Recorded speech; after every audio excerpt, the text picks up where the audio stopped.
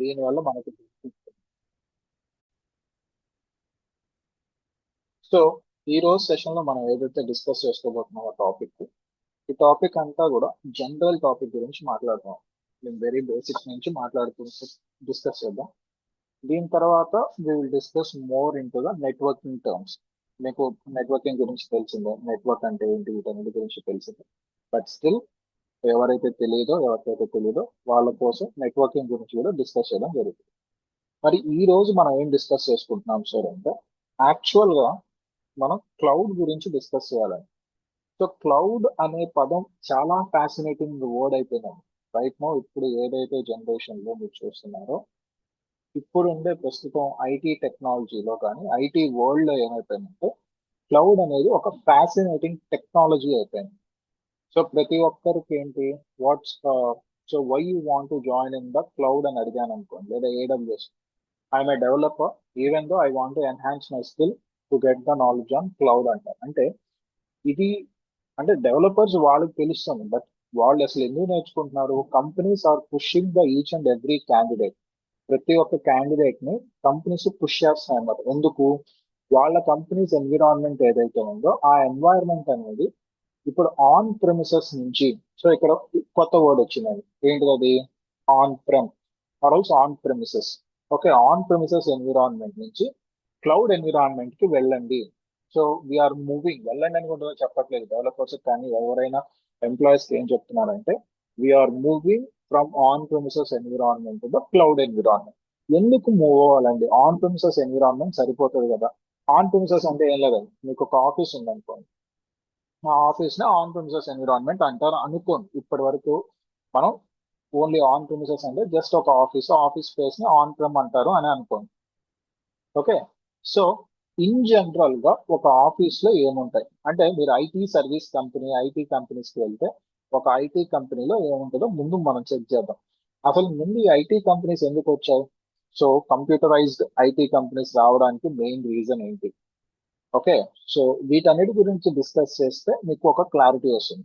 So ఇప్పుడు ఆ, మీరు, మీ అందరికీ తెలిసిందే, పేటిఎం, ఫోన్ పేనో ఏదో డిజిటలైజేషన్ అయిపోయింది. బట్ వీటన్నిటికీ రిసోర్సెస్ ఎక్కడి నుంచి వస్తాయి? బ్యాంక్ నుంచి వస్తాయి. ఒక బ్యాంక్ ఉంది అనుకోండి, లేదు ఒక హాస్పిటల్ ఉంది. ఓకే, సో మన కోవిడ్ టైంలో, మన కోవిడ్ కరోనా వైరస్ ఎఫెక్ట్ అయినప్పుడు బాగా నష్టపోయిన చాలా మంది కంటే బాగా లాభపడిన రెండు కంపెనీస్ ఏంటంటే, ఒకటి బ్యాంకింగ్ సెక్టర్, ఇంకొకటి వచ్చి ఈ హాస్పిటల్స్ అనుకున్నాం. ఓకే, సో సరే, హాస్పిటల్స్ కూడా వదిలేసాయండి, బ్యాంకింగ్ సెక్టర్ తీసుకుందాం. సో ఈ బ్యాంకింగ్ సెక్టర్ లో ఉన్న వాళ్ళకి అప్లికేషన్స్ కావాలి. అండ్ రైట్ నౌ ట్రెండ్ ఏంటి? మొత్తం డిజిటలైజేషన్ అయిపోయింది. Okay, so let us take hospitals also. Hospitals లో కూడా మీరు ఒకవేళ అవుట్ పేషెంట్ లోకి వెళ్ళారు. ఓకే, సో జస్ట్ ఒక చెకప్ వెళ్ళారు అనుకోండి, అక్కడ కంప్యూటరైజ్డ్ అప్లికేషన్స్ ఉన్నాయి. ఇన్ పేషెంట్ వెళ్ళారు, కంప్యూటరైజ్డ్ అప్లికేషన్స్. ఓకే, ప్రతి దగ్గర కూడా మీకు కంప్యూటరైజ్డ్ అప్లికేషన్స్, కంప్యూటరైజ్ సాఫ్ట్వేర్స్ ఉన్నాయి. మరి ఈ సాఫ్ట్వేర్స్ కానీ ఈ అప్లికేషన్స్ కానీ ఎవరు డెవలప్ చేస్తారు? ఓకే, సో ఒక బ్యాంక్ ఉంది.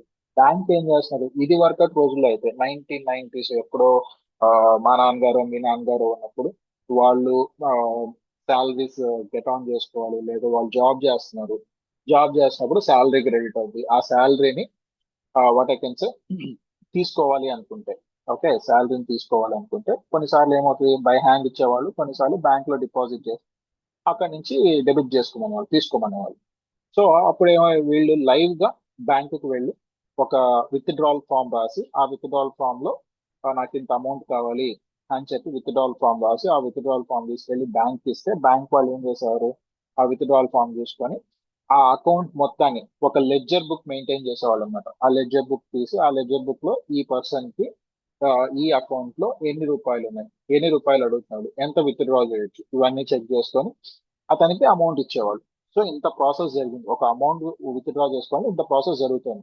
బ్యాంక్ వెళ్ళాలి, అమౌంట్ విత్డ్రా చేసుకోవడానికి విత్డ్రావల్ ఫామ్ రాయాలి, అకౌంట్స్ లెడ్జర్ బుక్ లో చెక్ చేసుకోవాలి. అది కూడా మీకు ఇప్పుడు లాగా కంప్యూటరైజ్డ్ అప్లికేషన్ కాదు కదా. సో మొత్తం వెతుక్కోవాల్సి వచ్చేది. లెడ్జర్ బుక్ మొత్తం అతని పేరు, అతని అకౌంట్ నెంబర్ అంతా వెతికి ఆ అకౌంట్ లో ఎంత మనీ ఉందో చూసి మీకు రిటర్న్ ఇవ్వాల్సి వచ్చేది. సో ఇంత ప్రాసెస్ నడవాల్సి వచ్చేది. దాని తర్వాత ఏమైపోయింది, ఓకే ఈ హెడేక్ అంతా వద్దు నాకు అని చెప్పేసి కంప్యూటరైజ్ చేయడం మొదలు పెట్టారు.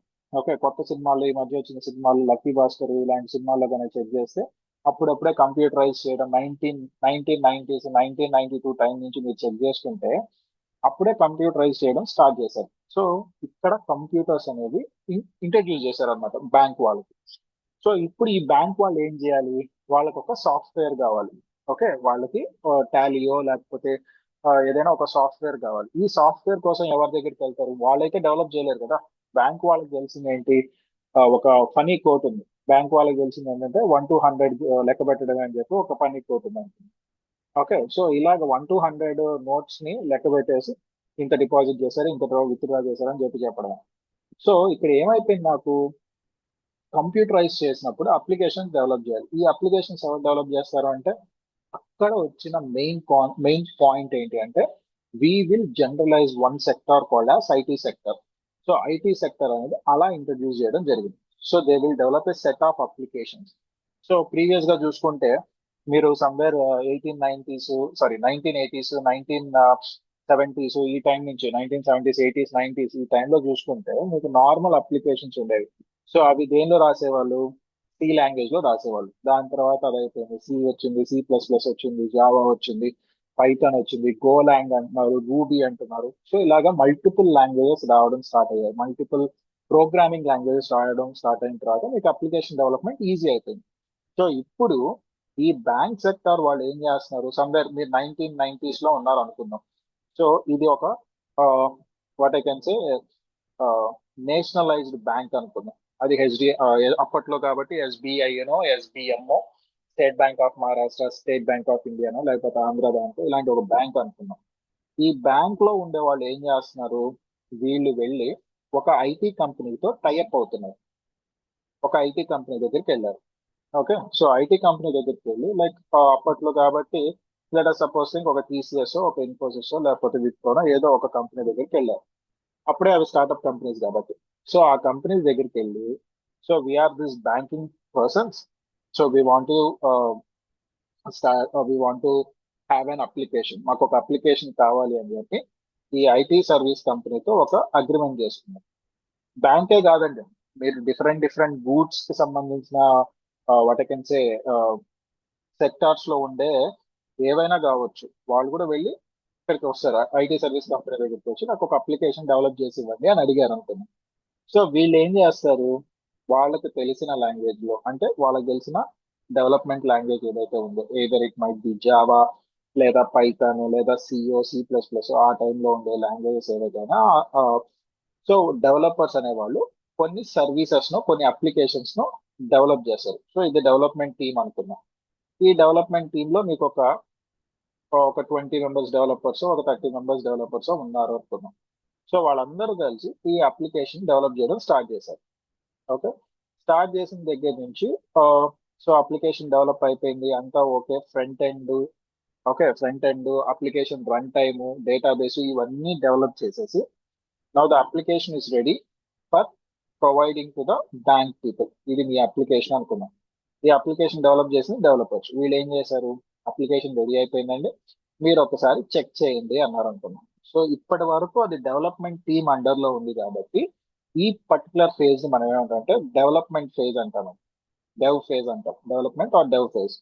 సో ఇప్పుడు ఈ అప్లికేషన్ ఎక్కడికి రిలీజ్ చేయాలి, సో ఈ అప్లికేషన్ ని యూజర్ కి రిలీజ్ చేయాలి. సో యూజర్ కి రిలీజ్ చేసే ముందు ఏమవుతుంది, ఈ అప్లికేషన్ టెస్టింగ్ ఫేజ్ కి వెళ్తున్నాను. ఓకే, ఈ అప్లికేషన్ ఏదైతే ఉందో టెస్టింగ్ ఫేజ్ కి వెళ్తుంది. టెస్టింగ్ ఫేజ్ లో ఉండే యూజర్స్ అందరూ కూడా ఓకే అని చెప్పేసి టెస్టింగ్ చేసిన తర్వాత ఇప్పుడు ఏమవుతుంది, ఈ అప్లికేషన్ ని అందరూ యాక్సెప్ట్ చేసేసారు. Okay, there are no bugs లేకుండా ఏ అప్లికేషన్ ఉండదు, ఖచ్చితంగా బగ్స్ ఉంటాయి. But they have approved, the testing people has approved that okay we don't have any problem, let us release to the user అన్నారు. So ఇప్పుడు ఈ application ఎక్కడికి వెళ్తుంది, యూజర్ దగ్గరికి వస్తుంది. ఓకే, యూజర్ అనేవాడు చెక్ చేసుకోవాలి. దాన్నే మనం ఏమంటామంటే టర్మినాలజీలో UAT అంటామండి. దాన్ని మనం ఏమంటామంటే యూఏటీ అంటే యూజర్ యాక్సెప్టెన్స్ టెస్టింగ్ అంటామండి. ఓకే, UAT ఎన్విరాన్మెంట్కి వస్తుంది. వచ్చినప్పుడు యూజర్ అనేవాడు ఆ అప్లికేషన్ ని చెక్ చేసి okay there is no problem for me, నాకు కావాల్సిన అన్ని రిక్వైర్మెంట్స్ ఈ అప్లికేషన్ లో ఉన్నాయి, I'm very much satisfied with the application అనుకొని ఇప్పుడు ఏమవుతుంది, ఈ అప్లికేషన్ యూజర్ కి సాటిస్ఫాక్షన్ ఉంది కాబట్టి ప్రొడక్షన్ లోకి రిలీజ్ చేస్తారు. ఓకే, ప్రొడక్షన్ లో కంటే వాళ్ళ కస్టమర్స్ కో లేకపోతే వాళ్ళ స్టాఫ్ కో రిలీజ్ చేసేసి ఇక్కడ నుంచి మన లెడ్జర్ బుక్స్ కాకుండా ఈ కంప్యూటరైజ్డ్ అప్లికేషన్స్ లో మీరు యూజర్ డేటాని అప్లోడ్ చేయండి అంటారు. సో ఇప్పుడు ఏమైంది, ఈ అప్లికేషన్ ఎక్కడికి వచ్చింది, అప్లికేషన్ అనేది బ్యాంక్ లో ఉండే కంప్యూటర్స్ దగ్గరికి వచ్చింది. సో కంప్యూటర్స్ లో మీకు ఆ అప్లికేషన్ ని కంటిన్యూస్ గా ఇన్స్టాల్ చేసేసారు. ఓకే, వర్షన్ 1 వర్షన్ 2 అలాగా ఏవైతే వర్షన్స్ ఉన్నాయో ఆ వర్షన్స్ అన్ని కూడా ఆ బ్యాంక్ లోనే ప్రతి కంప్యూటర్ లో ఇన్స్టాల్ చేసుకుంటూ వచ్చారు అనుకున్నాం. ఓకే, ఇలా ఇన్స్టాల్ చేసుకున్నప్పుడు నా the application is working fine and data మొత్తం ఎక్కడ సేవ్ అవుతుంది, డేటా మొత్తం కూడా ఎక్కడో ఒక సర్వర్ ఉంటుంది. ఓకే, అది ఐటీ సర్వీస్ వాళ్ళు కావచ్చు లేకపోతే ఇన్ జనరల్ గా బ్యాంక్ దగ్గర మీకు సర్వర్ ఉంటుంది, బ్యాంక్ లోనే మీకు సర్వర్ ఉంటుంది. సో ఈ సర్వర్ లో మీకు ఏమవుతుందంటే ఆ డేటా మొత్తం వెళ్ళి ఒక డేటా బేస్ లాగా ఇక్కడ సెటిల్ అవుతుంది. ఓకే, సో ఇది మీ డేటా బేస్ అనుకుందాం, ఈ డేటా బేస్ లో డేటా స్టోర్ అవుతుంది. సో ఇదంతా కన్వెన్షనల్ మెథడ్ అండి. యాక్చువల్ గా ఇప్పుడు మీరు ఏదైతే చెక్ చేశారో ఇక్కడ మీకు ఏం జరిగింది, మీకు డెవలప్మెంట్ ఫేజ్ లో కొన్ని సర్వర్లు కావాలి. ఎందుకు, ఈ అప్లికేషన్ ఎలా వర్క్ అవుతుంది, సో ఏ పర్టికులర్ సాఫ్ట్వేర్ ఇన్స్టాల్ చేస్తే నాకు అప్లికేషన్ కి కంపాటబుల్, ఇవన్నీ టెస్ట్ చేయడానికి ఆ అప్లికేషన్ రన్ చేయడానికి మీకు కొన్ని సర్వర్లు కావాలన్నమాట. సో ఆ సర్వర్లు ఉంటాయి ఇక్కడ. సో ఇక్కడ సర్వర్స్ కావాలి. నెక్స్ట్ ప్రొడక్షన్ ఎన్విరాన్మెంట్ కి వచ్చేసరికి బ్యాంక్ లో కూడా మీకు కొన్ని సర్వర్స్ కావాల్సి వస్తాయి. సో ఇక్కడ మీరు చూస్తే ఈ సర్వర్స్ ఏవైతే మీకు ఐటీ సర్వీస్ కంపెనీలో సర్వర్స్ ఉన్నాయో ఆ సర్వర్స్ అన్నిటిని కూడా మనం ఏమంటాం, ఇక్కడ కానీ లేదా బ్యాంక్ లో ఉండే సర్వర్స్ అన్నిటిని కూడా మనం ఏమంటామంటే ఆన్ ప్రెమిసెస్ సర్వర్స్ అంటాం. On premises environment or on premises servers అంటాం. సో ఇలాగా మీకు ఐటీ సర్వీస్ కంపెనీలో ఇలా ఉంటుంది. ఇప్పుడు ఏమైంది, మరి ఇంత జరిగింది కదా. సో మీరు గుడ్ ఓల్డ్ డేస్ కి వెళ్తే like somewhere 1990s 2000 early 2000s లోకి వెళ్తే ఇంత ఇంత రకంగా ఉంది. సో మనం ఒక సర్వర్ ని ఇన్స్టాల్ చేసుకోవాలి. సర్వర్ ఒక దాన్ని పెట్టాలి అంటే సర్వర్ అంటే ఏంటి సార్? ఓకే, ఇది కూడా ఇంకొక క్వశ్చన్. సో సర్వర్ అంటే ఇప్పుడు మీకు మీ ముందు ఒక ల్యాప్టాప్ ఉందండి, లేదా మీ ముందు ఒక డెస్క్టాప్ ఉంది. సో ల్యాప్టాప్ డెస్క్టాప్ లేకపోతే చేతిలో ఒక మొబైల్ ఫోన్ ఉంది, ఏదో ఒకటి. సో ఇవి రన్ అవ్వాలి అంటే మీకు ఏం కావాలి, మెయిన్ గా ఒక ప్రాసెసర్ కావాలి. ప్రతి ఒక్కరికి తెలిసిందే, ఒక సిస్టమ్ ఒక కంప్యూటర్ రన్ అవ్వాలంటే ప్రాసెసర్ కావాలి, నెక్స్ట్ ర్యామ్ కావాలి, నెక్స్ట్ స్టోరేజ్ కావాలి. సో ఇవి మూడు ఉంటే మీకు ఒక కంప్యూటర్ రెడీ అవుతుంది. మీ ముందు మీరు ఏదైతే కంప్యూటర్ ముందు కూర్చోన్నారో ఆ కంప్యూటర్ మీకు రెడీ అవుతుంది. రెడీ అయిన తర్వాత మీరు ఆ కంప్యూటర్ లో ఎలాంటి వర్క్స్ చేయాలి, ఇప్పుడు ఒక యూజర్ ఉన్నాడు, యూజర్ అనేవాడు కంప్యూటర్ ముందు కూర్చొని ఒక డెవలప్మెంట్ చేస్తున్నాడు. డెవలప్మెంట్ చేస్తే వాడికి ఎంత ప్రాసెసర్ కావాలి, ఆ డెవలప్మెంట్ ప్రాసెస్ కి ఎంత ప్రాసెసర్ కావాలి, ఎంత ర్యామ్ కావాలి, ఎంత స్టోరేజ్ కావాలి, ఇవన్నీ చెక్ చేస్తారు. నెక్స్ట్ అదే యూజర్ ఫర్ ఎగ్జాంపుల్ ఒక గేమింగ్ ల్యాప్టాప్ తీసుకున్నాడు, గేమ్స్ ఆడుకోవడానికి ఒక డెస్క్టాప్ ఒక ల్యాప్టాప్ తీసుకున్నాడు, తనకి ఎంత ప్రాసెసర్ కావాలి. లేదా ఇంకొక యూజర్ గ్రాఫిక్స్ వర్క్ విఎఫ్ఎక్స్ చేస్తున్నాడు, తనకి ఎంత ప్రాసెసర్ కావాలి. సో ఇలాగ వాళ్ళు చేసే వర్క్ డిపెండెన్సీ మీద ఒక standard laptop, high and laptop, high and configuration laptops ఇలా డివైడ్ చేసుకుంటూ వెళ్తున్నాం. సో అలానే ఇప్పుడు మీరు ఎంతమంది ల్యాప్టాప్ ని యూజ్ చేస్తున్నారు, ఒక 10 మంది ఒకేసారి ల్యాప్టాప్ ని యూజ్ చేస్తున్నారా, లేదు. లేదా ఒక 10 మంది ఒకసారిగా ఒక డెస్క్టాప్ ని యూజ్ చేస్తున్నారా, లేదు. సో ఎవరైనా సింగిల్ యూజర్ మటుకే యాక్సెస్ చేయగలరు. ఒకసారి మీరు ఒక డెస్క్టాప్ ముందు కూర్చున్నారు లేదా ఒక ల్యాప్టాప్ ముందు కూర్చున్నారంటే మీరు ఒక్కరే యూజ్ చేసుకోగలరు. అంతేగాని ఇంకొక అతను వచ్చి సో నేను నా అప్లికేషన్ రన్ చేసుకోవాలి, లేదా నేను ఆ అప్లికేషన్ ని యాక్సెస్ చేసుకోవాలి, నా అకౌంట్ చూసుకోవాలి అంటే కుదరదు. సో మీరు వర్క్ చేస్తున్నారు కాబట్టి మీరు చేసుకోగలరు, మీరు షేర్ చేస్తే తను వర్క్ చేసుకోగలరు. సో ఇలాగా సింగిల్ యూజర్ యాక్సెస్ కోసం మనం నార్మల్ ల్యాప్టాప్స్ ఉన్నాయి. కానీ సర్వర్స్ అలా కాదు కదా. సర్వర్స్ ఏమవుతుంది, ఇప్పుడు మీరు ఎస్బీఐ అప్లికేషన్ ఓపెన్ చేశారు, లేదా ఇంకెందుకండి సింపుల్ గా ఒక గూగుల్ ఓపెన్ చేశారు అనుకుందాం. ఈ గూగుల్ ఓపెన్ చేసినప్పుడు నేను ఒక్కనే యాక్సెస్ చేస్తున్నానా, ఈ సెర్చ్ ఇంజిన్ నేను ఒక్కనే యాక్సెస్ చేస్తున్నానా, ఈ సెకండ్ లో కొన్ని వందల మంది లేదా కొన్ని వేల మంది కొన్ని లక్షల మంది గూగుల్ ని ఓపెన్ చేస్తారు. సో ఇన్ని కాంకరెంట్ కనెక్షన్స్ వస్తున్నాయి ఎక్కడికి, గూగుల్ దగ్గరికి. గూగుల్ ఎక్కడ ఉంది, గూగుల్ సర్వర్ అనేది ఐ మీన్ ఈ గూగుల్ సెర్చ్ ఇంజిన్ అనేది మీకు ఒక సర్వర్ లో ఇన్స్టాల్ అయి ఉంటుంది. ఓకే, ఈ గూగుల్ సెర్చ్ ఇంజిన్ అనేది ఐటీ సర్వీస్ గూగుల్లో ఐ మీన్ గూగుల్ కంపెనీలో ఎక్కడో ఒక సర్వర్ లో ఉంది అనుకున్నాం. ఓకే, సో ఇప్పుడు ఈ సర్వర్ కి ఎన్ని కాంకరెంట్ కనెక్షన్స్ వస్తున్నాయి అంటే మల్టిపుల్ ప్యారలల్ కనెక్షన్స్ ఎన్ని వస్తున్నాయి మీకు ఒక సెకండ్ కి సమ్ థౌజండ్స్ ఆఫ్ కనెక్షన్స్ వస్తున్నాయి, థౌజండ్స్ లాక్స్ ఆఫ్ కనెక్షన్స్ వస్తున్నాయి. సో ఇంతమంది యాక్సెస్ చేయాలి అనుకుంటే, ఇంతమందికి నేను యాక్సెస్ ప్రొవైడ్ చేయాలి అనుకుంటే నార్మల్ కంప్యూటర్ అనేది సరిపోదు. ఏదైతే మీ ల్యాప్టాప్ డెస్క్టాప్ ఇది నాకు సరిపోదు. సో దానికోసం నాకు ఏం కావాలి, ఒక స్పెషల్ ఎక్విప్మెంట్ కావాలి. ఆ ఎక్విప్మెంట్ ఏంటి, సర్వర్. ఓకే, ఆ సర్వర్ లో మనం ఏం చేస్తామంటే ఈ అప్లికేషన్ డిప్లాయ్ చేసి యూజర్ కి యాక్సెస్ ఇస్తాం. సో ఇప్పుడు మీరు ఒక సర్వర్ ని మీ కంపెనీలో ఇన్స్టాల్ చేయాలి అంటే, అంటే ఒక సర్వర్ తీసుకోవచ్చు మీ కంపెనీలో ఇన్స్టాల్ చేసుకోవాలి అంటే, ఇన్స్టాల్ అంటే మీరు అక్కడ ఒక స్టోరేజ్ రూమ్ ఉంటుంది, సర్వర్ స్టోరేజ్ రూమ్ ఉంటుంది, లేదా ఒక డేటా సెంటర్ ఉంటుంది. ఆ డేటా సెంటర్ లో మీరు ఆ సర్వర్ ని ఇన్స్టాల్ చేయాలనుకున్నారు అనుకోండి. సో ఏం ఏం చేయాలి, ఫస్ట్ ఆఫ్ ఆల్ మీరు ఫస్ట్ థింగ్ ఏంటి, ఏ సర్వర్ పర్చేజ్ చేయాలి. సో మీకు సర్వర్ మ్యానుఫ్యాక్చరర్స్ చాలా మంది ఉన్నారండి. హెచ్పి కావచ్చు, డెల్ కావచ్చు, ఐబిఎం కావచ్చు. ఓకే, ఇలాంటి మల్టిపుల్ మ్యానుఫ్యాక్చరర్స్ వీళ్ళందరూ ఏం చేస్తారంటే మీకు సర్వర్స్ ని డెవలప్ చేస్తారు. ఇంకా చాలా ఉన్నాయి. ఓకే, సో ఫర్ ఎగ్జాంపుల్ వీళ్ళు డెవలప్ చేస్తున్నారు అనుకున్నాం, వీళ్ళలో కొన్ని ఫీచర్స్ ఉన్నాయండి. హెచ్పికి అయితే ఐఎల్ఓ అని చెప్పి, డెల్ ఇలా డిఫరెంట్ డిఫరెంట్ ఫీచర్స్ ఉన్నాయి. డిపెండింగ్ ఆన్ యువర్ రిక్వైర్మెంట్ మీరు ఈ బ్రాండ్కి వెళ్దాం అనుకున్నారు. సో నెక్స్ట్ ఏంటి, ఎంత రిసోర్సెస్ కావాలి, అని ఎంత సిపియు, ఎంత ర్యామ్, ఎంత స్టోరేజ్ కావాలి. సో సిపియు వచ్చేసరికి నాకు ఒక 16 సిపియు కావాలనుకున్నాం. అండ్ ఇంకొకటి ఏంటి, మీరు నార్మల్ కంప్యూటర్ లో యూజ్ చేసే సిపియు ఏదైతే ఉందో ఆ సిపియుని మీరు సర్వర్స్ లో యూజ్ చేయలేరు. ఓకే, యూజ్ చేయరు. ఇన్ జనరల్ గా అయితే i7 ప్రాసెసర్ ఇప్పుడు యూజ్ చేస్తాం, బట్ యాక్చువల్ గా అయితే యూజ్ చేయరు. సర్వర్ కోసం సపరేట్ గా డిఫరెంట్ టైప్స్ ఆఫ్ ప్రాసెసర్స్ అనేవి ఉన్నాయన్నమాట. ఫర్ ఎగ్జాంపుల్ మీరు ఇంటెల్ లో తీసుకుంటే, ఇంటెల్ లో జెనాన్ ప్రాసెసర్ అని ఉంది. ఈ ప్రాసెసర్ మీకు సర్వర్ కోసం చాలా చాలా ఉపయోగపడుతుంది. And most of the people will be using this processor own. Intel లో మెయిన్ గా ఈ ప్రాసెసర్ యూజ్ చేస్తారు. సో నెక్స్ట్ వన్ వచ్చేసి ర్యామ్. సో మీరు యూజ్ చేసే DDR4, మీ మీ సిస్టమ్ లో ఉండే DDR4, DDR3, DDR5 ఈ ర్యామ్స్ యూజ్ చేయరండి. సో ఇలాంటి ర్యామ్స్ యూజ్ చేసినప్పటికీ కూడా there is a special type of RAM called as error monitoring RAM అని చెప్పి ఉందండి. ఈ ర్యామ్ అంటాం. సో ఇలాంటి ర్యామ్స్ ని ఎక్కువ యూజ్ చేస్తారు. అండ్ దట్ టు మీరు యూజ్ చేసిన కెపాసిటీ యూజ్ చేయాలి. సర్వర్ లో మీకు సమ్వేర్ 256 GB, 512 GB, ఇంత సైజ్ ఆఫ్ ర్యామ్స్ అనేది యూజ్ చేయడం జరుగుతుంది. ఓకే, సో నెక్స్ట్ ఏంటి, ఏ టైప్స్ ఆఫ్ సర్వర్స్ ఉన్నాయి మనకు, స్టోరేజ్ విషయానికి నేను వస్తాను, చిన్నగా వస్తాను. బట్ ఈ సర్వర్స్ లో టైప్స్ ఏంటి. సో ఫస్ట్ ఆఫ్ ఆల్ మీరు రిసోర్సెస్ తీసుకున్నారు, 16 సిపి ఉండాలి, 512 GB ఆఫ్ ర్యామ్ ఉండాలి అనుకున్నారు.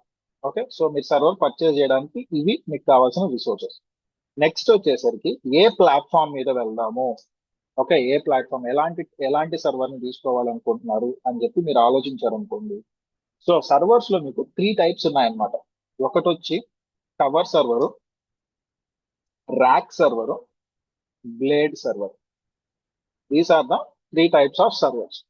సో ఇందులో టవర్ సర్వర్ చూడడానికి ఎలా ఉంటుందంటే, నార్మల్ మీ ఆపరేటింగ్ ఐ మీన్ మీ కంప్యూటర్ డెస్క్టాప్ ఎలా ఉంటుందో, ఐ మీన్ యువర్ క్యాబినెట్, మీ కంప్యూటర్ క్యాబినెట్ ఎలా ఉంటుందో అలా ఉంటుందండి టవర్ సర్వర్.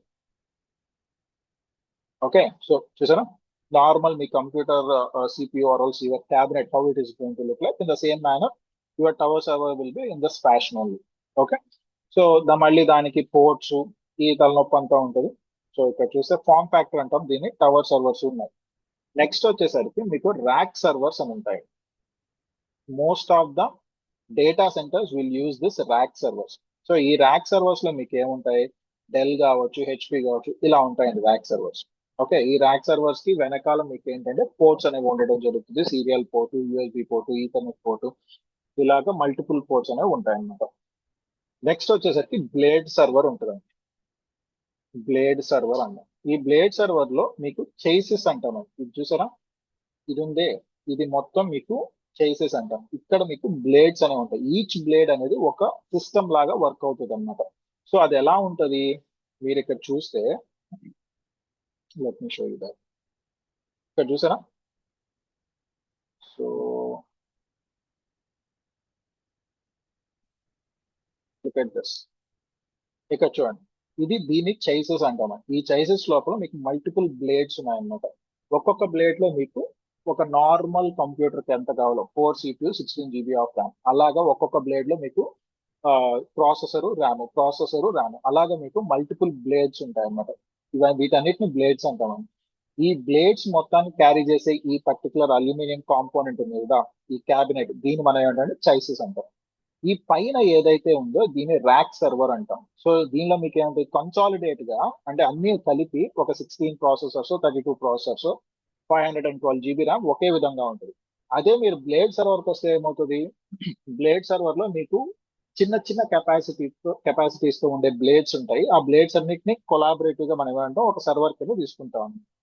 ఇక్కడ చూస్తే మీకు టవర్ సర్వర్ ఉంది చూసారా, ఇది టవర్ సర్వర్ అనమాట. సో వీటన్నిటిలో ఏది మనం కన్సిడర్ చేస్తే బెటరు, సో వేటికి దానికి ప్రోస్ ఆ కాన్స్ వాటికి ఉన్నాయండి. సో టవర్ సర్వర్ తీసుకోవాలా, ట్రాక్ సర్వర్ తీసుకోవాలా, బ్లేడ్ సర్వర్ తీసుకోవాలని మీ dependency. Okay. So in general గా కంపెనీస్ మాక్సిమం ర్యాక్ కి వెళ్తాయి లేదా బ్లేడ్ కూడా వెళ్తాయి. Tower servers are not generally used in the top companies, but మీది స్టార్ట్అప్ కంపెనీ, నాకు ఒక సర్వర్ కావాలి అనుకుంటే you can go with the tower server. So ఇప్పుడు డేటా సెంటర్ లో యాక్చువల్ గా ఏముంటుంది, సో మీరు ఏం ప్లాన్ చేస్తున్నారు, okay I will go with the rack server అనుకున్నారు. నేను ర్యాక్ సర్వర్ తో వెళ్ళిపోతాను, నో ప్రాబ్లం. సో అది కూడా హెచ్పి ర్యాక్ సర్వర్ తో వెళ్దాము అనుకున్నాను. ఓకే, హెచ్పి ర్యాక్ సర్వర్ తో నేను వెళ్ళిపోతాను. అయిపోయింది. ఇది అయిపోయిన తర్వాత స్టోరేజ్ విషయానికి వస్తాం.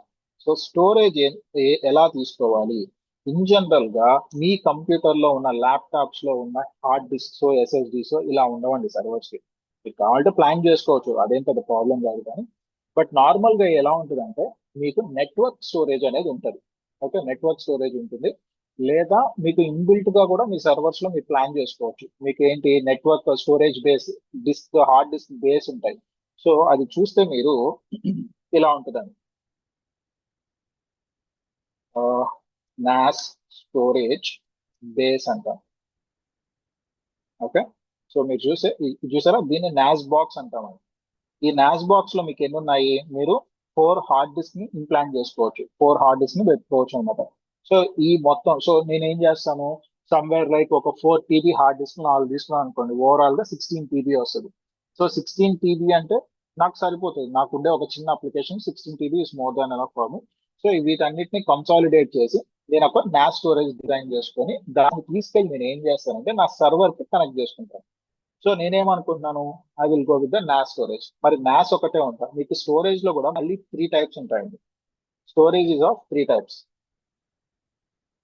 ఒకటి dash, direct attached storage, like your hard disk కావచ్చు, లేదా ఎస్ఎస్డి కావచ్చు, సాలిడ్ స్టేట్ డ్రైవ్స్ కావచ్చు. వీటన్నిటిని మనం డాష్ స్టోరేజెస్ అంటాం, or directly attached storage. Next storage perspective ఏంటి, నాస్ అంటామని, నెట్వర్క్ అటాచ్డ్ స్టోరేజ్. ఓకే, ఇప్పుడు మీకు చూపించాను కదా, ఇలా ఉంటుంది నెట్వర్క్ అటాచ్డ్ స్టోరేజ్ అనేది, ఇలా ఉంటుంది. ఇది ఈథర్నెట్ కేబుల్ ద్వారా కనెక్ట్ అయి ఉంటుంది అనమాట. సో మీరు చెక్ చేస్తే మీకు బ్యాక్ ఎండ్ లో మీకు ఒక ఈథర్నెట్ కేబుల్ ఉంటుంది. విత్ ద ఇమేజెస్ ఇక్కడ చూస్తే మీకు యూఎస్బి ఉంది కదా, సమ్వేర్ మీకు ఈథర్నెట్ కేబుల్ కూడా అటాచ్ అయి ఉంటుంది అన్నమాట. సో ఆ ఈథర్నెట్ కేబుల్ ద్వారా మీరు ఏం చేస్తారంటే, ఈథర్నెట్ అంటే మీకు సింపుల్ గా మీ ఇంట్లో ఒక రౌటర్ ఉంది అనుకోండి, రౌటర్ నుంచి మీ కంప్యూటర్ కనెక్షన్ ఎలా వస్తుంది, త్రూ ద ఈథర్నెట్ కేబుల్ కదా. సో అలా అన్నమాట. సో ఇక్కడ ఏమవుతుంది, మీకు ఒక సర్వర్ ఉంది, ఆ సర్వర్ ని నేను కనెక్ట్ చేయాలనుకుంటున్నాను, ఆ సర్వర్ కి నా స్టోరేజ్ ని కనెక్ట్ చేయాలనుకుంటున్నాను. ఎలా కనెక్ట్ చేస్తాను, విత్ ద హెల్ప్ ఆఫ్, ఇది నా నాస్ బాక్స్ అనుకున్నాను. ఈ నాస్ బాక్స్ ని తీసుకొచ్చి నేరుగా సర్వర్ కి అటాచ్ చేస్తాం. అటాచ్ చేసినప్పుడు స్టోరేజ్ అనేది యాక్సెస్ అవుతుంది. So this is the second type of storage. ఇంకొకటి ఏంటంటే, నా దగ్గర ఒక పెద్ద డేటా సెంటర్ ఉంది అనుకున్నాం, దానిలో సమ్ థౌజండ్స్ ఆఫ్ సర్వర్స్ ఉన్నాయి. సో ఈ సర్వర్స్ అన్నిటికీ నేను స్టోరేజ్ ప్రొవైడ్ చేయాలనుకోండి, అప్పుడు SAN అంటామండి, స్టోరేజ్ ఏరియా నెట్వర్క్ అంటాం. డాస్ అంటే డైరెక్ట్ అటాచ్డ్ స్టోరేజ్, నాస్ అంటే నెట్వర్క్ అటాచ్డ్ స్టోరేజ్,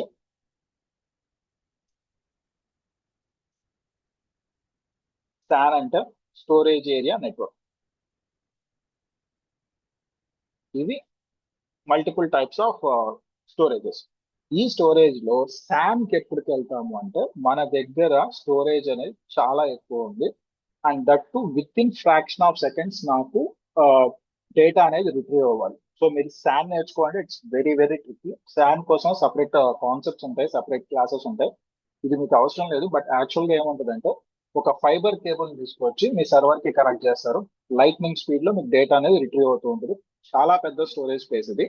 దీనిలో మీకు some thousands of hard disk లేకపోతే కనెక్టివిటీ అంటే ఒక శాన్ ఇంకో శాన్ అని చెప్పి మల్టిపుల్ శాన్స్ కనెక్ట్ చేసి హై అవైలబిలిటీ క్రియేట్ చేయడం, దీనిలో చాలా చేయొచ్చు. But as of the now San అనే ఒక స్టోరేజ్ కూడా ఉంటుంది అనమాట. సో ఇలాంటి స్టోరేజ్ లో ఏ టైప్ ఆఫ్ స్టోరేజ్ కు వెళ్దాం అనుకుంటున్నారు? సో నేను నెట్వర్క్ అటాచ్డ్ స్టోరేజ్ కు వెళ్దాం అనుకుంటున్నాను నా సర్వర్. ఇది ప్లానింగ్ అన్నమాట. మీరు ఏం చేస్తున్నారు? మీరు ఇప్పుడు క్లౌడ్ గురించి మనం మాట్లాడలేదు. మనం ఆన్ ప్రిమిసెస్ ఎన్విరాన్మెంట్ లో ఒక సర్వర్ ని పర్చేజ్ చేసి ఆ సర్వర్ లో నా అప్లికేషన్ డిప్లాయ్ చేయాలి అంటే అసలు ఆ సర్వర్ ని పర్చేజ్ చేయడానికి నాకు కావాల్సిన రిక్వైర్మెంట్స్ ఏంటి, ఇవన్నీ థింక్ చేస్తున్నాం అనమాట. సో ఇవన్నీ అయిపోయాయి. సో స్టోరేజ్ కూడా వచ్చేసింది. నెక్స్ట్ ఏంటి? నెట్వర్క్ గురించి ఆలోచించాలి. నెట్వర్క్ వచ్చేసరికి మీకు 1 Gbps నెట్వర్క్ కావాలా, 10 Gbps నెట్వర్క్ కావాలా, 100 Mbps నెట్వర్క్ కావాలా, ఎంత మీ సర్వర్ ఎంత యాక్సెప్ట్ చేయగలదు? ఫర్ ఎగ్జాంపుల్ నాకు 1 Gbps నెట్వర్క్ కావాలి. ఓకే. సో ఇదంతా ప్లాన్ చేసిన తర్వాత ఇప్పుడు సర్వర్ ని తీసుకొస్తారు. సర్వర్ తీసుకొచ్చి మీ డేటా సెంటర్ లో ఇన్స్టాల్ చేస్తారు. ఇన్స్టాల్ చేసిన తర్వాత మీ సర్వర్ వచ్చిన తర్వాత ఇప్పటి నుంచి మీ మెయింటెనెన్స్ స్టార్ట్ అవుతుంది. ఇది ఇప్పుడు మీరు ఒక కార్ పర్చేజ్ చేయాలనుకున్నారు అనుకోండి, కారో లేదా ఒక బైక్ పర్చేజ్ చేయాలంటే మీ దగ్గర 1 లక్ష రూపాయలు ఉంటే చాలు, బైక్ పర్చేజ్ చేస్తారు. లేదా మీరు ఒక కార్ పర్చేజ్ చేయాలంటే ఒక 4 లక్షలు ఉంటే చాలు, కార్ పర్చేజ్ చేసేస్తారు. చేసినంత మాత్రాన అయిపోతుందా? లేదు. అసలు స్టోరీ ఇప్పటి నుంచి స్టార్ట్ అవుతుంది. మీరు ఒక సర్వర్ తీసుకోవచ్చుకున్నారు. సర్వర్ కాస్ట్ ఒక త్రీ ల్యాక్స్ అనుకుందాం. 3 lakhs 2.5 lakhs లేదా 5 lakhs ఎంతో పెట్టి మీరు ఒక సర్వర్ తెచ్చుకున్నారు. సర్వర్ తీసుకొచ్చినంత మాత్రాన మొత్తం పని అయిపోదు. సో ఇక్కడి నుంచి మెయింటెనెన్స్ చేయడం చాలా ఇంపార్టెంట్. సో ఇప్పుడు ఈ సర్వర్ తీసుకొచ్చిన తర్వాత మీకు ఏం కావాలి? మినిమం 2 ఇంటర్నెట్ బ్రాడ్బ్యాండ్ కనెక్షన్స్ ఆర్ఎల్స్ లీజల్ లైన్స్ కనెక్షన్స్ కావాలి. ఎందుకు? ఒక ఇంటర్నెట్ డౌన్ అయినా మీకు ఇంకో ఇంటర్నెట్ యాక్సెస్ అనేది ఉండాలి. 24/7 మీకు యూజర్స్ అనేవాళ్ళు ఆ సర్వర్ ని యాక్సెస్ చేయాలి. This is the first case. Updates వచ్చినప్పుడు కంటిన్యూస్ గా అప్డేట్ చేయాలి. This is the second case. Patches, updates ఇవన్నీ రన్ చేసుకుంటూ ఉండాలి. And the third case is network monitoring అనేది జరుగుతుండాలి. సర్వర్ మానిటరింగ్ జరుగుతుండాలి. వనరబిలిటీ టెస్టింగ్ జరుగుతుండాలి. సెక్యూరిటీ టెస్టింగ్ జరుగుతుండాలి. సో ఇవన్నీ మీరు మాన్యువల్ గా చేసుకోవాల్సి వస్తుంది. సో ఇదంతా ఎవరి కిందకి వస్తుంది? System administration or cloud administration part కిందకి వస్తుంది. సో ఇప్పుడు క్లౌడ్ పక్కన పెట్టేశారు. సో ఇదంతా సిస్టమ్ అడ్మినిస్ట్రేటర్స్ చేసేవారు. ఏం చేస్తారు? సర్వర్ ఎలా ఉంది, సర్వర్ ఎంతసేపు రన్ అవుతుంది, bugs I mean any vulnerabilities ఏమైనా ఉన్నాయా, సడన్లీ ఏమైనా అన్వాంటెడ్ రిక్వెస్ట్లు ఏమైనా వస్తున్నాయా, ఇవన్నీ చెక్ చేసుకుంటూ ఉండాలి. అండ్ దట్ టు నెక్స్ట్ ఏం చేయాలి? సర్వర్ కొనేసారు, ఓకే, ఇప్పుడు ఆపరేటింగ్ సిస్టమ్ ఇన్స్టాల్ చేయాలి. సో ఆపరేటింగ్ సిస్టమ్ అంటే మీరు అనుకున్నట్టు విండోస్ 10 విండోస్ 11 కాదండి. సర్వర్ కోసం సపరేట్ గా డిజైన్ చేసిన ఆపరేటింగ్ సిస్టమ్స్ ఉంటాయి విండోస్ అయితే. అవి ఏంటి? విండోస్ సర్వర్ 2012, 16, 22, 19 ఇలాంటివి ఇన్స్టాల్ చేసుకోవాల్సి వస్తుంది. మళ్ళీ వాటికి లైసెన్సెస్ కి కాస్ట్ ఉంటుంది. సో ఇది ఒక ఇది అన్నమాట. So licences. ఓకే. నెక్స్ట్ వచ్చేసరికి లైనెక్స్ వచ్చారు అనుకోండి. లైనెక్స్ లో కూడా మీరు ఇన్ జనరల్ గా కంపెనీస్ లో ఉబంటు ఆపరేటింగ్ సిస్టమ్ యూజ్ చేస్తా అంటే పంతారు, కుదరదు. ఉబంటు ఇలాంటివి యూజ్ చేయడానికి పనికి రాదు. మేము యూజ్ చేస్తున్నాం సార్ అంటే చేయొచ్చు. బట్ ఇన్ జనరల్ గా మీకు కస్టమర్ సపోర్ట్ ఉండాలి. దాని తర్వాత ఏదైనా ఒక ప్రాబ్లమ్ వస్తే రిజాల్వ్ చేసే ఆ మెథడాలజీ తెలిసిన ఒకవేళ మీకు తెలియదు అనుకోండి, కస్టమర్ సపోర్ట్ మీకు హెల్ప్ చేయడానికి రెడీగా ఉండాలి. సో ఇలాంటి ఒక ప్రీమియం లైనెక్స్ ఆపరేటింగ్ సిస్టమ్ ని మనం పర్చేజ్ చేస్తాం అనమాట. ఇన్ జనరల్ గా లైనెక్స్ ఆపరేటింగ్ సిస్టమ్స్ అన్ని కూడా మీకు ఫ్రీ ఆఫ్ కాస్ట్. కానీ ఆర్హెచ్ఈఎల్ అని చెప్పి ఒక ఆపరేటింగ్ సిస్టమ్ ఉంది. ఇది కూడా ఇన్ జనరల్ గా ఫ్రీ ఆఫ్ కాస్టే. బట్ మీరు ఎంటర్ప్రైజ్ ఎడిషన్ తీసుకున్నారు అనుకోండి, ఎంటర్ప్రైజ్ అంటే మీ కంపెనీకి సంబంధించి ఒక ఎంటర్ప్రైజ్ ఎడిషన్ తీసుకుంటే సో దానికి కాస్ట్ ఉంటుంది. ఆపరేటింగ్ సిస్టమ్ కి చార్జ్ చేయరు. But whatever the support that they are providing దానికి కాస్ట్ అనేది వేస్తారు అన్నమాట. దీని తర్వాత సూసే అని చెప్పి ఇంకొక లైనెక్స్ ఆపరేటింగ్ సిస్టమ్ ఉంది. ఈ రెండు లైనెక్స్ ఆపరేటింగ్ సిస్టమ్ వరకు ఎంటర్ప్రైజ్ ఎడిషన్స్ ఉన్నాయి, వాటికి చార్జబుల్ అనమాట. రిమైనింగ్ అన్ని ఫ్రీ ఆఫ్ కాస్ట్. ఓకే, మీరేం భయపడాల్సిన అవసరం లేదు. But most of the companies will be using RHEL. RHEL ఎక్కువ యూజ్ చేస్తుంటారు. సో లైసెన్సింగ్ పార్ట్ కూడా మీరే చెక్ చేసుకోవాల్సి వస్తుంది. నెక్స్ట్ ఏంటి? నెట్వర్కింగ్ పార్ట్ కోసం. నెట్వర్కింగ్ పార్ట్ వస్తే ఇప్పుడు నా కంపెనీలో ఒక 10 సర్వర్స్ ఉన్నాయనుకుందాం. ఈ 10 సర్వర్స్ మధ్య కనెక్టివిటీ నెట్వర్కింగ్ చెక్ చేసుకోవాలి. ఈ నెట్వర్కింగ్ కోసం స్విచ్చెస్ పర్చేజ్ చేయాలి, రౌటర్స్ పర్చేజ్ చేయాలి, తర్వాత ఫైర్ వాల్స్ చెక్ చేసుకోవాలి. For security process firewalls అనేవి ఉండాలి. There are so many other things, bridges కావచ్చు, హబ్స్ కావచ్చు, ఈథర్నెట్ కేబుల్స్ కావచ్చు. ఓకే, నెక్స్ట్ వచ్చేసి ప్యాచ్ ప్యానల్ అని చెప్పి ఉందండి, ప్యాచ్ ప్యానల్స్ కావచ్చు. ఓకే, సో ఇవన్నీ మీరు పర్చేస్ చేసుకోవాల్సి వస్తుంది, తీసుకోవచ్చు, మీ నెట్వర్క్ ని కాన్ఫిగర్ చేస్తారు. సో ఇంత పని ఉందన్నమాట. ఏంటి, మన ఆన్ ప్రిమిసెస్ ఎన్విరాన్మెంట్ లో కొన్ని సర్వర్స్ ని డిప్లాయ్ చేయాలి, కొన్ని సర్వర్స్ ని ఇన్స్టాల్ చేసుకోవాలి అనుకుంటే ఇంత ప్రాసెస్ ని మనం ఫాలో అవ్వాలి. ఇవన్నీ కాదు, సో ఇవన్నీ మనం ఈజీగా చేసేస్తాం అనుకోండి, పర్మిషన్ తెచ్చుకోవడం ఇంకో తలనొప్పి. ఇదే ఎందుకు కావాలి, వేరే దాన్ని ఎందుకు చూస్ చేసుకోకూడదు, ఇలాంటి క్వశ్చన్స్ అన్ని ఉంటాయన్నమాట. సరే, అది పక్కన పెట్టేస్తుంది. సో సర్వర్స్ మీకు ఆఫీస్ లో ఉన్నాయి, మీరు ఇంట్లో ఉన్నారు, సడన్ గా సర్వర్ లో ఏదో ప్రాబ్లం వచ్చింది, అప్పుడు ఎలాగా రిజాల్వ్ చేస్తారు? సడన్ గా సర్వర్ షట్ డౌన్ అయిపోయింది, అప్పుడు ఎలా చేస్తారు? సో మీరు మళ్ళీ ఆఫీస్కి వెళ్ళాలంటే, ఫర్ ఎగ్జాంపుల్ మీరు ఎక్కడో రిమోట్ లొకేషన్ లో ఒక 1000 కిలోమీటర్స్ దూరంలో ఉన్నారు మీ ఆఫీస్ కి. సో 1000 కిలోమీటర్స్ ట్రావెల్ చేయాలంటే కనీసం ఒక 12 అవర్స్ టైం పడుతుంది. సో ఈ 12 అవర్స్ లోపల మొత్తం గందరగోళం అయిపోతుంది కదా. సో ఈ ప్రాబ్లమ్స్ అన్నింటినీ ఓవర్కమ్ చేయడానికి ప్రతి ఒక్క కంపెనీ వాళ్ళు ఐఎల్ఓ అని చెప్పి ఒక టెక్నాలజీ ఉంది. హెచ్పికి అది ఎస్పెషల్ గా ఐఎల్ఓ అని చెప్పి ఒక టెక్నాలజీ ఉంది. దాని నుంచి ఏం చేయొచ్చు అంటే రిమోట్ గా మీరు సర్వర్స్ యాక్సెస్ చేసుకోవచ్చు అనమాట. డెల్ కి సపరేట్ గా ఇంకో టెక్నాలజీ ఉంది, I don't remember that name. So ఇలాంటి టెక్నాలజీస్ యూస్ చేసుకొని రిమోట్ గా యాక్సెస్ చేసుకోవచ్చు. అంటే ఇక్కడ మీరు అర్థం చేసుకోవాల్సింది ఏంటి, ఒక ప్రాబ్లం వస్తే రిజాల్వ్ చేయడం ఎలాగా, సో దూరంగా ఉంటే ఎలా రిజాల్వ్ చేయాలి, లేదా నేను ఆన్ ప్రిమిసెస్ ఎన్విరాన్మెంట్ లో ఉంటే ఎలా మానిటర్ చేసుకోవాలి, ఈ తలనొప్పి అంతా కూడా, ఈ మెయింటెనెన్స్ అంతా కూడా మీరే చేసుకోవాల్సి వస్తుంది. సో ఇది మీకు ఆన్ ప్రిమిసెస్ ఎన్విరాన్మెంట్ లో ఉండే main server point. Now coming to the next one, to eradicate all these problems, ఈ ప్రాబ్లమ్స్ ఏవైతే ఉన్నాయో ఈ ప్రాబ్లమ్స్ అన్నిటినీ కూడా ఎలిమినేట్ చేయడానికి ఇప్పుడు ఏమైంది అంటే we're going into the cloud environment. ఏవైతే మన ట్రెడిషనల్ సర్వర్స్ లో మనం ఫేస్ చేసే ప్రాబ్లమ్స్ ఉన్నాయో ఈ ప్రాబ్లమ్స్ అన్నిటినీ కూడా ఎలిమినేట్ చేయడానికి మనం క్లౌడ్ ఎన్విరాన్మెంట్ కి వెళ్తున్నాం అన్నమాట. సో ఏంటి క్లౌడ్స్, మీకు ఇన్ జనరల్ గా మనం ఏడబ్ల్యూఎస్ గురించి మాట్లాడుతున్నాం, లేదా అజూర్ గురించి మాట్లాడతాం, లేదా జీసీపీ అంటాం, లేదా ఆలీబాబా అని చెప్పి ఇంకో క్లౌడ్ ఉందండి. ఓకే, ఇలాంటి క్లౌడ్స్ ఉన్నాయి, లేదా ఒరాకిల్ క్లౌడ్ ఉంది. ఓకే, ఒరాకిల్ క్లౌడ్ ఉంది, వర్చువల్ మిషన్స్ VMware కి సంబంధించిన క్లౌడ్ కూడా ఉంది. ఇవన్నీ పబ్లిక్ క్లౌడ్స్. సో వీటిలో మేజర్ గా మనం ఎక్కువగా వినే పేర్లు మూడండి. ఒకటి వచ్చి ఏడబ్ల్యూఎస్, అజూర్, జీసీపీ. ఈ మూడింటి గురించి బాగా వింటున్నాం, బాగా ప్రచారంలో ఉన్నాయి. సో అందులో మెయిన్ ఇంపార్టెంట్ దేనికి ఉందంటే ఏడబ్ల్యూఎస్ ఉంది. నెక్స్ట్ వచ్చేసరికి అజూర్, ర్యాంకింగ్ వైజ్ చూస్తే అజూర్ ఉంది.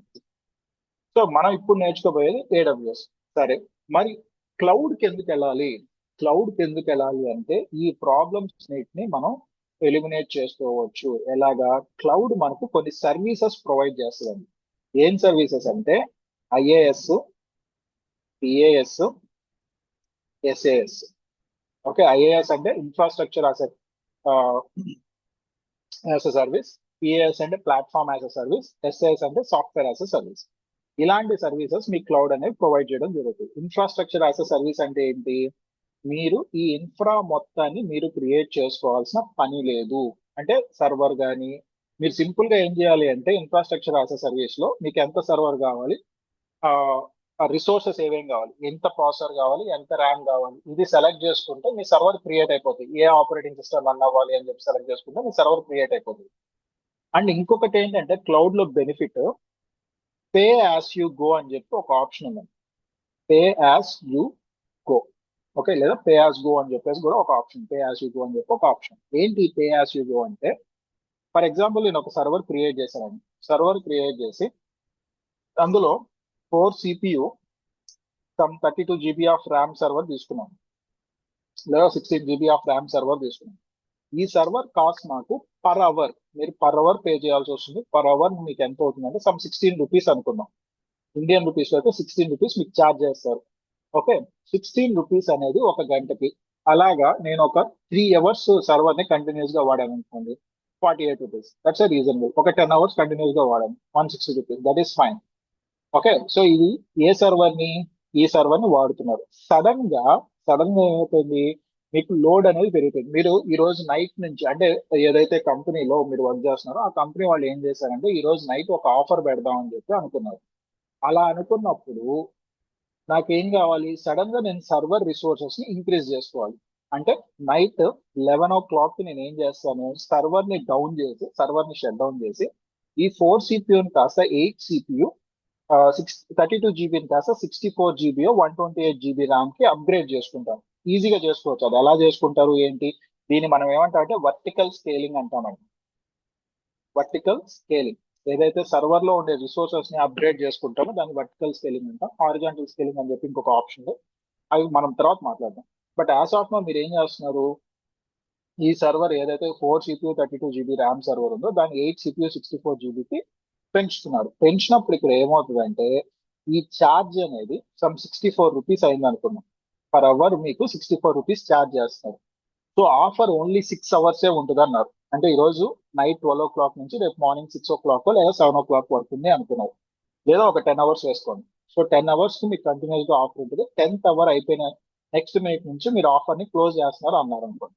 సో ఈ 10 hours మీకు ఏమవుద్ది, హెవీ లోడ్ అనేది సర్వర్ మీద ఉంటుంది కాబట్టి మీరు సర్వర్ ని ఇంక్రీజ్ చేస్తున్నారు. సో ఈ 10 hours కి మటుకు మీరు 640 రూపీస్ పే చేస్తారండి. లేదా ఇంకొక 1 hour కూడా యాడ్ చేసుకోండి, సండేలో 704 రూపీస్ మీరు పే చేస్తారు. ఎవరికి, ఏడబ్ల్యూఎస్. సో సడన్ గా ఆ తర్వాత 11th 12th అవర్ నుంచి మీరు ఏం చేస్తున్నారు అంటే సర్వర్ ని రెడ్యూస్ చేస్తున్నారు. ఆ సర్వర్ మీద ఉండే రిసోర్సెస్ ని రెడ్యూస్ చేయాలి. ఎందుకు, లోడ్ ఆబ్వియస్ గా తగ్గిపోయింది. ఎందుకు, ఆఫర్ అయిపోయింది, లోడ్ తగ్గిపోయింది. సో నేను సర్వర్ ని బ్యాక్ టు నార్మల్ తీసుకురావాలనుకుంటున్నాను. అప్పుడు ఏమవుద్ది, మళ్ళీ 4 CPU 32 GB ర్యామ్ కి తీసుకొస్తాను. తీసుకొచ్చినప్పుడు మళ్ళీ నాకు ఎంత ఛార్జెస్ స్టార్ట్ అవుతాయి, 16 రూపీస్ స్టార్ట్ అవుతుంది అనమాట. సో ఇప్పటి వరకు అంటే ఈ 10 hours 10 or 11 hours మటుకే మీకు ఎంత ఛార్జ్ అయింది, 704 రూపీస్ ఛార్జ్ అయితే మళ్ళీ నెక్స్ట్ నుంచి ఏమైంది, మీరు ఏదైతే డౌన్ గ్రేడ్ చేసుకున్నారో సర్వర్ ఆ సర్వర్ కి ఎంత 16 రూపీస్ పర్ అవర్ పడుతుంది. అంటే మీరు ఎంత యూటిలైజ్ చేసుకుంటున్నారో వాటికి మటుకే పే చేయండి. మీరు యూటిలైజ్ చేసుకుని వాటికి మాకు పే చేయాల్సిన అవసరం లేదు అని క్లియర్ గా చెప్తున్నారు. యూటిలైజ్ చేసుకోకపోవడం అంటే ఏంటి, షట్ డౌన్ చేస్తే సర్వర్ షట్ డౌన్ చేయాలండి.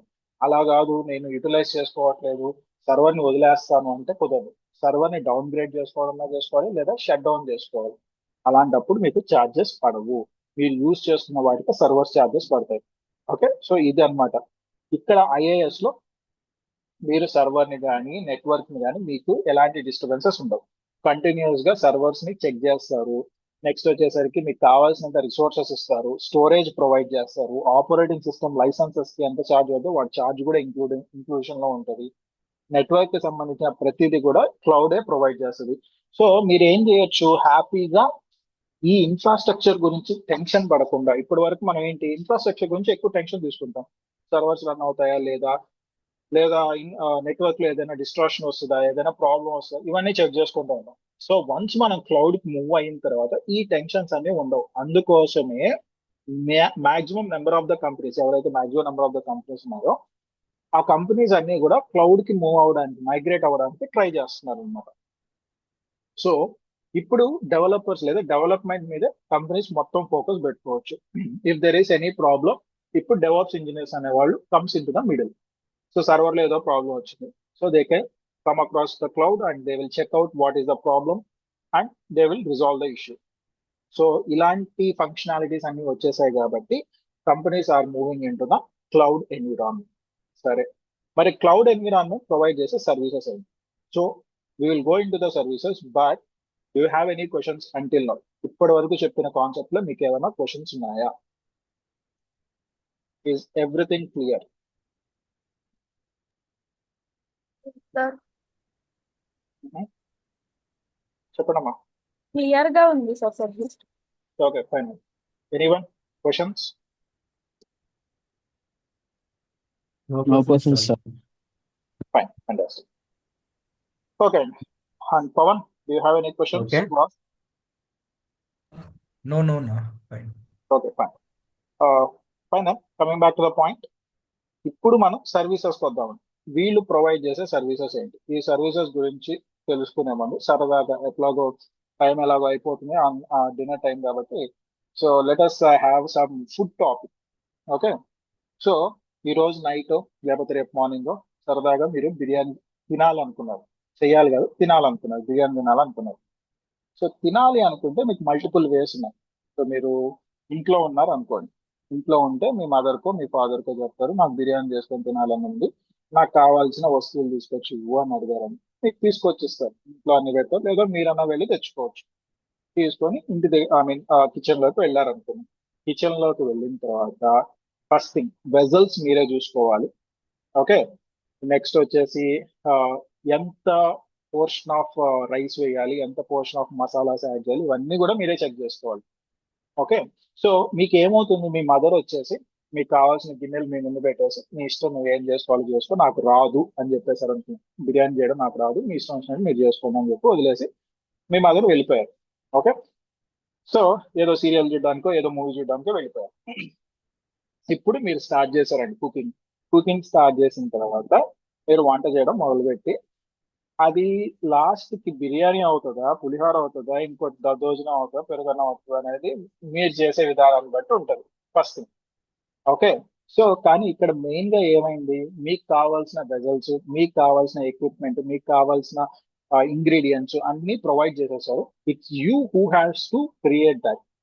అలానే when you come to the IaaS లో మీకు ఏముంటుందంటే బేసిక్ ఇన్ఫ్రాస్ట్రక్చర్ అనేది మీకు ఉంటుందండి. సర్వర్స్ ఇస్తారు, ఆపరేటింగ్ సిస్టమ్ ఇస్తారు, దాని తర్వాత నెట్వర్క్ గురించి వాళ్ళు చెక్ చేసుకుంటారు. మరి మీరేం చేయాలి, మీకు కావాల్సిన అప్లికేషన్ మీరు డిజైన్ చేసుకోవాలి. సో నేను జావాతో స్టార్ట్ చేసి లేదా ఇంకా వేరే దానికి వెళ్తాను, లేకపోతే గోలాంగ్ తో స్టార్ట్ చేసి జావాకి వస్తాను.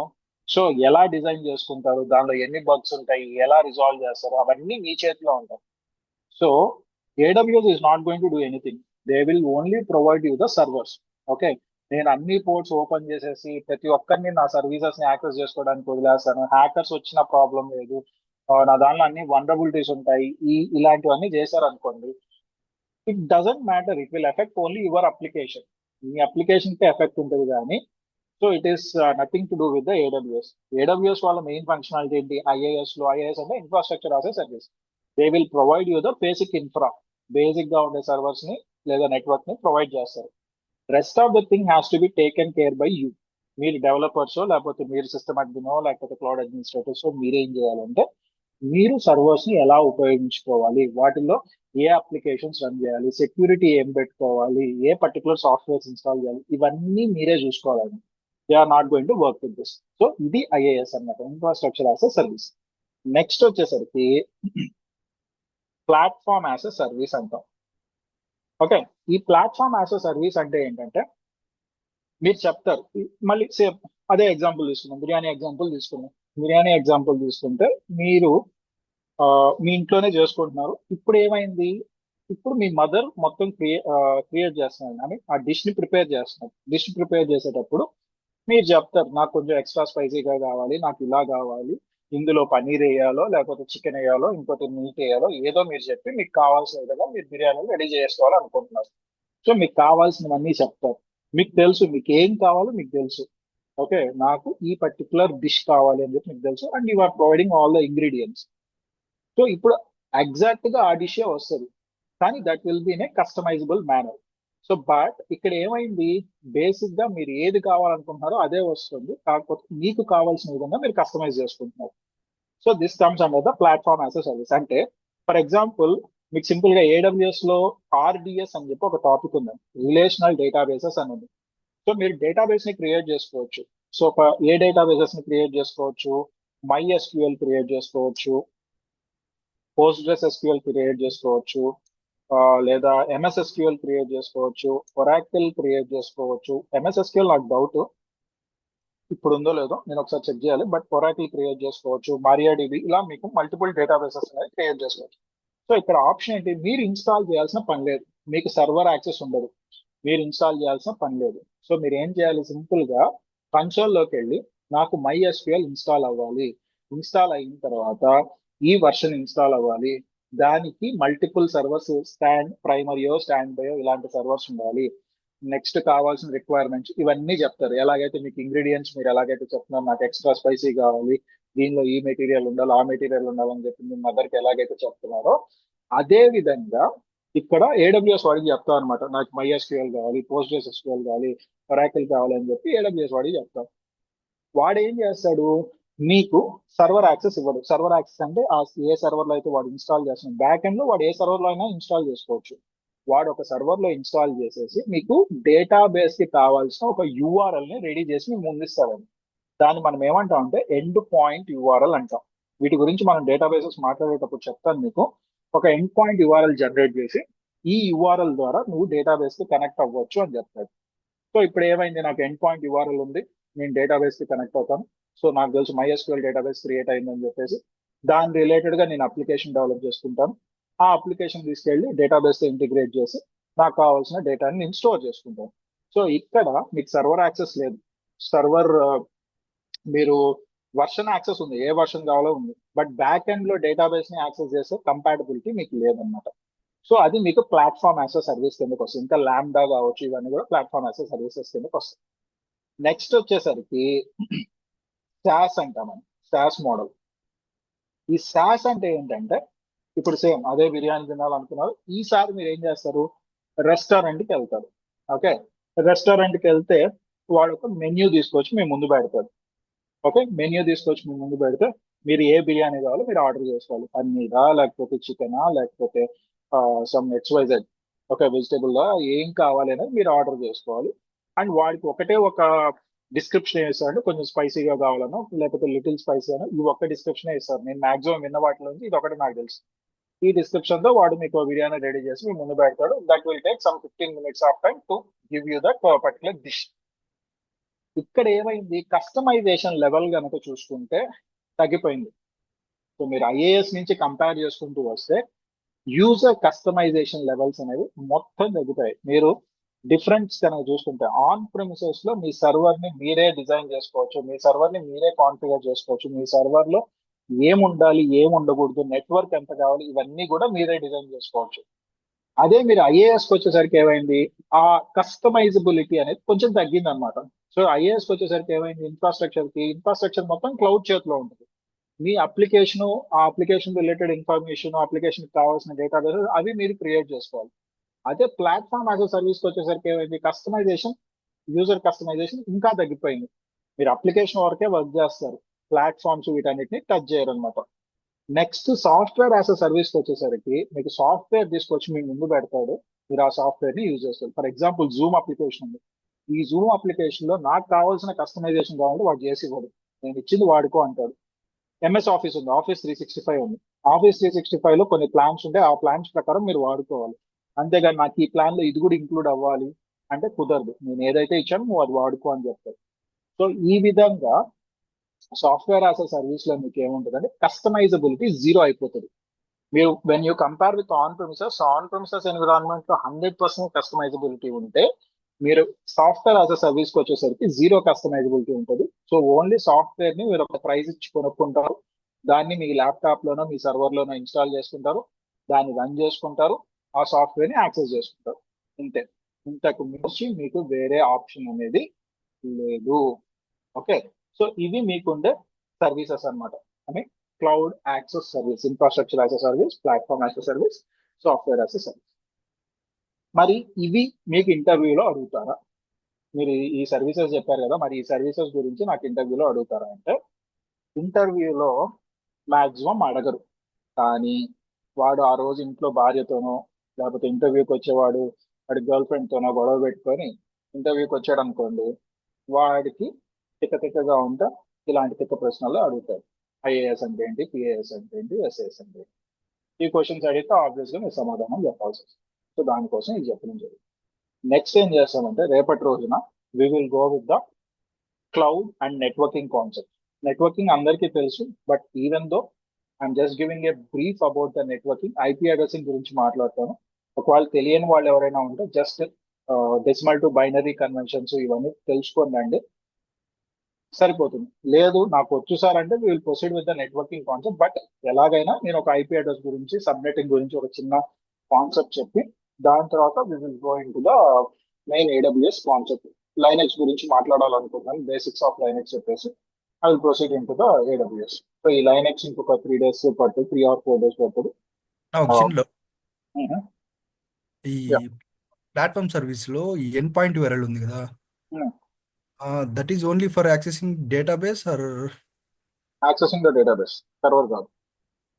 ఓకే.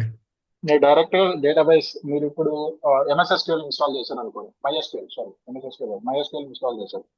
మైఎస్క్యూఎల్ కి క్లయింట్ కి ఒక టూల్ ఉంది, మైఎస్క్యూఎల్ వర్క్ బెంచ్ అని చెప్పేసి. ఓకే, మైఎస్క్యూఎల్ వర్క్ బెంచ్ లో ఈ యూఆర్ఎల్ ఇచ్చారు అనుకోండి, మీరు నేరుగా వెళ్ళి డేటాబేస్ కి కనెక్ట్ అయిపోతారు. సింపుల్ గా చెప్పాలి అంటే మీకు ఒక డేటాబేస్ కనెక్ట్ అవ్వడానికి ఐపీ అడ్రస్ కోలన్న పోర్ట్ నెంబర్ ఎలాగైతే ఇస్తారో ఇక్కడ ఎండ్ పాయింట్ యూఆర్ఎల్ అదే ఇన్కార్పొరేట్ అయి ఉంటుంది అంతే.